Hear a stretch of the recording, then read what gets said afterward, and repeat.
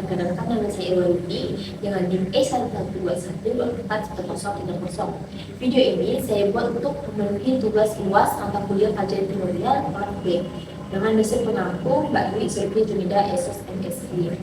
Baiklah, di sini saya akan menjawab 5 soal analisis yang berbasis studi kasus yang telah diberikan sebelumnya.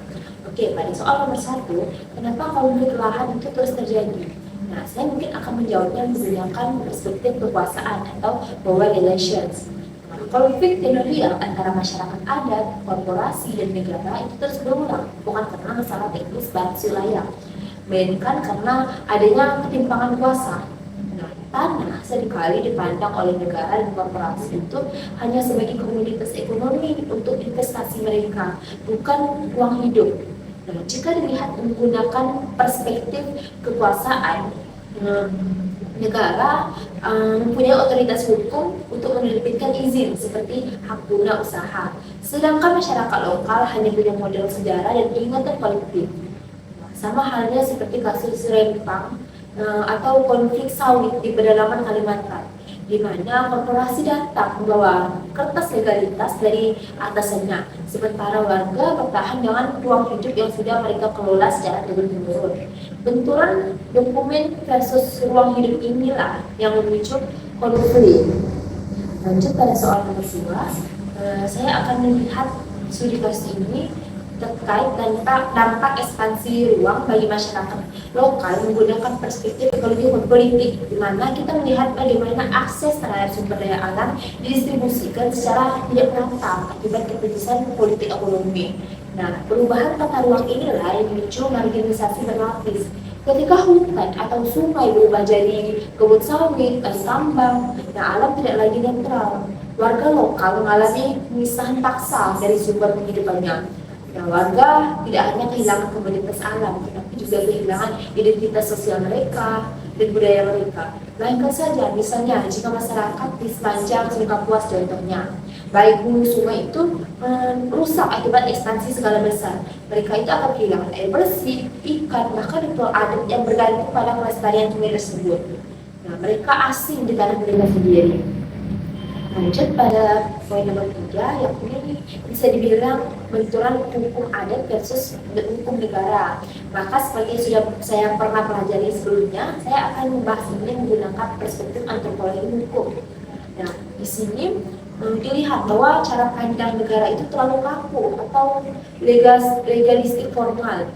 Negara itu menganggap hak adat baru ada setelah sudah adanya sertifikasi atau sertifikat SK tertulis, padahal hak adat itu bawaan sejak lahir, ada sebelum negara itu berdiri.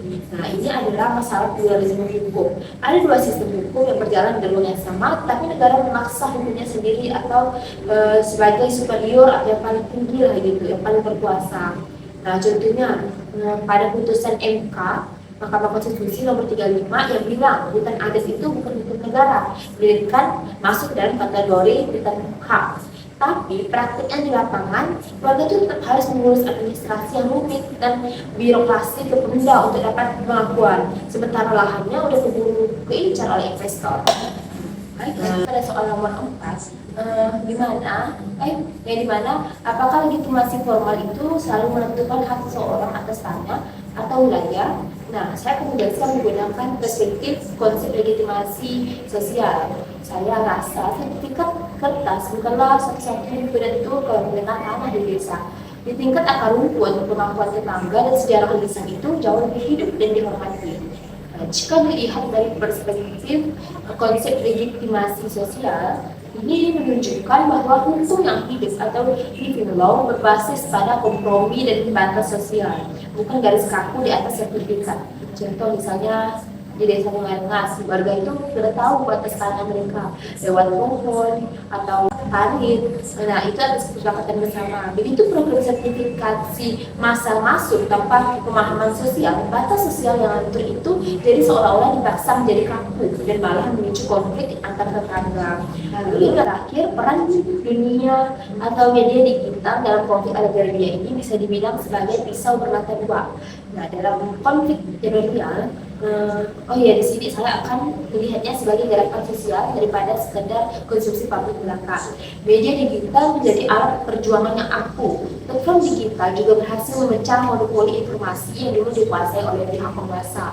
Dengan melihatnya sebagai gerakan sosial, media sosial ini dapat mengubah peluang politik. Nah, dari isu lokal yang terisolasi bisa langsung menjadi perhatian dunia gitu. Contohnya gerakan seperti kawal suku Anu atau Seprempa yang pernah saya jelaskan sedikit sebelumnya.